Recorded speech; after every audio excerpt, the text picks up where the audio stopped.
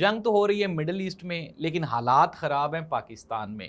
رات کو وقفے وقفے سے جو شہری علاقے ہیں لاہور، کراچی، پشاور، یہاں پہ وقفے وقفے سے اپروکسیمیٹلی کو 3 سے 4 گھنٹے رات کی لوڈ شیڈنگ ہے اور 7 سے 8 گھنٹے دن کی لوڈ شیڈنگ ہے۔ اب ٹوٹل جو ہے یہ 11 گھنٹے کی لوڈ شیڈنگ ہے۔ دوسری جانب اگر ہم پنجاب کی بات کریں تو رات کو 8 بجے جو دکانیں بند کروانے کا سلسلہ ہے وہ بھی تاحال جاری ہے، جسے کہ انہوں نے اسمارٹ لاک ڈاؤن کا نام دیا ہے۔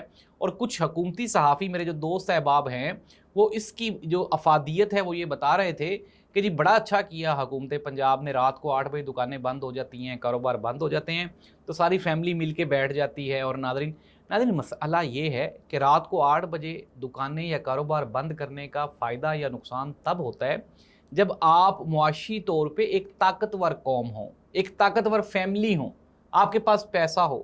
جس تاجر نے، دکاندار نے شام کو 3 بجے دکان کھولنی ہے، اس نے بجلی کا بل بھی دینا ہے، اپنے بچوں کی سکول کی فیس بھی دینی ہے، اپنے گھر کے ایکسپینسز بھی اٹھانے ہیں۔